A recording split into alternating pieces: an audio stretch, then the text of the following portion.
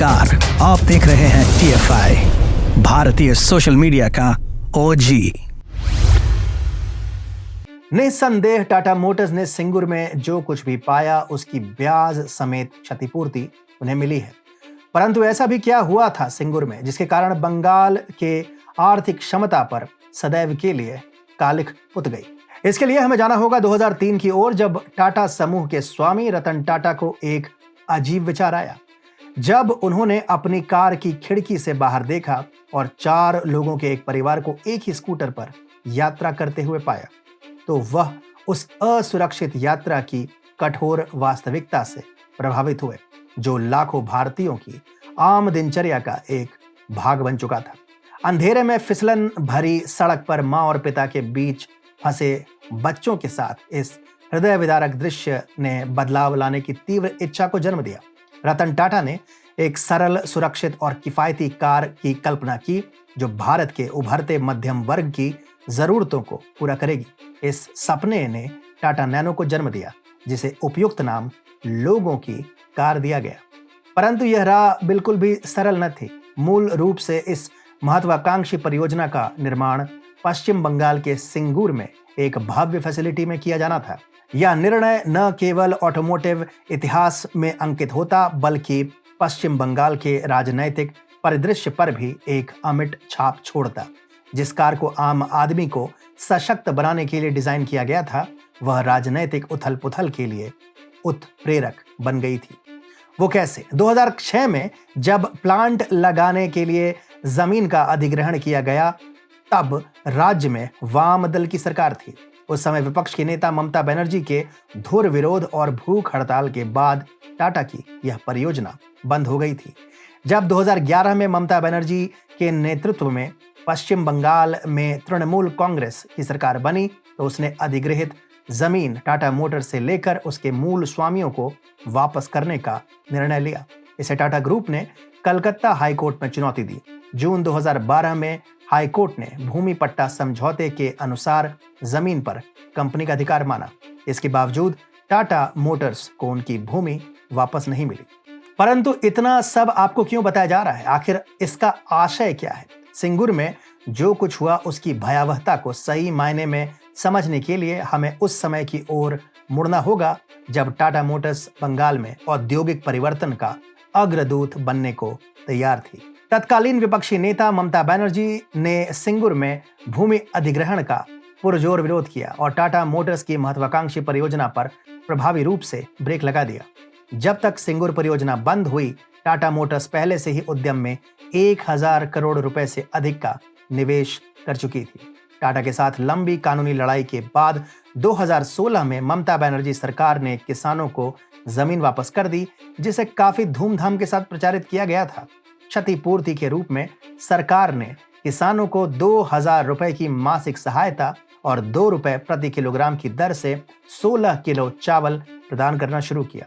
इसी के परिप्रेक्ष्य में 30 अक्टूबर 2023 को टाटा मोटर्स ने एक महत्वपूर्ण कानूनी विजय हासिल की। उन्होंने पश्चिम बंगाल के सिंगुर में बंद हो चुके नैनो संयंत्र में अपने पर्याप्त निवेश के लिए क्षतिपूर्ति के रूप में 766 करोड़ और ब्याज का मध्यस्थ पुरस्कार प्राप्त किया। टाटा मोटर्स ने एक नियामक फाइलिंग में इस विजय की घोषणा की, जिसमें खुलासा किया गया कि उन्होंने पश्चिम बंगाल औद्योगिक विकास निगम के खिलाफ मामला जीत लिया है और सिंगुर संयंत्र में हुए नुकसान की क्षतिपूर्ति के अधिकारी हैं। तो इस संपूर्ण प्रकरण से बंगाल को क्या प्राप्त हुआ? कुछ भी नहीं, बस हानि ही हानि हुई। लाभ केवल ममता बनर्जी का हुआ। जिन किसानों ने ममता बनर्जी के आंदोलन का समर्थन किया था, वे अब पश्चाताप से जूझ रहे हैं। 2019 में उन लोगों के साथ किए गए साक्षात्कार में सब कुछ साफ हो गया। ये वही लोग थे जो कभी ममता बनर्जी के पीछे पुरजोर से खड़े थे। सिंगुर के एक किसान ने अपनी भावना व्यक्त करते हुए कहा, शुरुआत में हम अपनी जमीन वापस पाकर खुश थे, लेकिन बाद में हमें एहसास हुआ कि यह अब हमारे लिए किसी काम की नहीं। आप केवल 2000 रुपए प्रति माह और 16 किलो चावल के साथ क्या कर सकते हैं? क्या 5 लोगों के परिवार का भरण पोषण करने के लिए यह पर्याप्त है? जमीन भले ही वापस कर दी गई हो, लेकिन परिस्थितियां अपरिवर्तनीय रूप से बदल गई थी।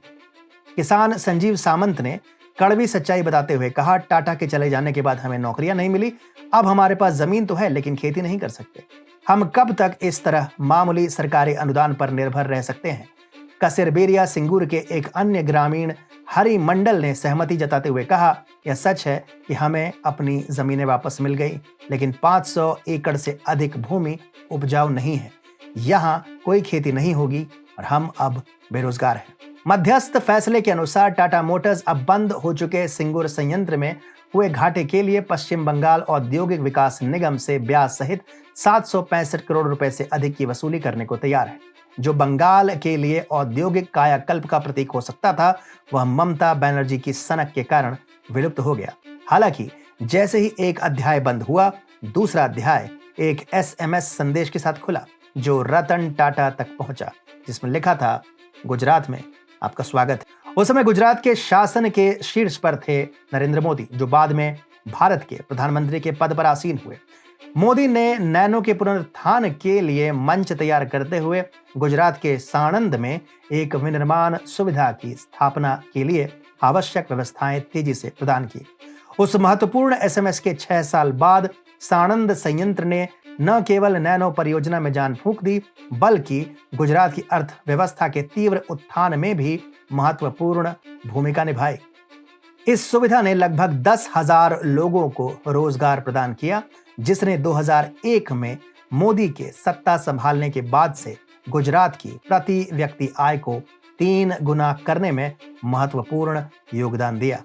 इस राजनैतिक निर्णय ने न केवल नैनो परियोजना को बदल दिया, बल्कि भारतीय राजनीति में एक नए युग की शुरुआत भी की। इसने मोदी के राजनैतिक करियर को आगे बढ़ाया और उन्हें अद्वितीय आर्थिक कौशल वाले नेता के रूप में परिभाषित किया, जिसने प्रसिद्ध गुजरात मॉडल को जन्म दिया। अंततः वर्ष 2009 में बहुप्रतीक्षित टाटा नैनो ने 2 वेरिएंट में अपनी शुरुआत की। एक मूल मॉडल जिसकी कीमत 1,12,735 रुपए थी, और अधिक शानदार संस्करण जो 1,70,335 रुपए में उपलब्ध थी। नैनो के लॉन्च ने न केवल भारतीयों अपितु समस्त संसार का ध्यान अपनी ओर खींचा। अमेरिकी डॉलर में केवल $2500 की कीमत के साथ यह सामर्थ्य और नवीनता में एक अभूतपूर्व उपलब्धि का प्रतीक सिद्ध हुआ। वर्ष 2018 तक टाटा मोटर्स ने इस उल्लेखनीय कार्य की लगभग 2,75,000 इकाइयां सफलतापूर्वक बेची, जो अंततः 2019 में जाकर बंद हुई।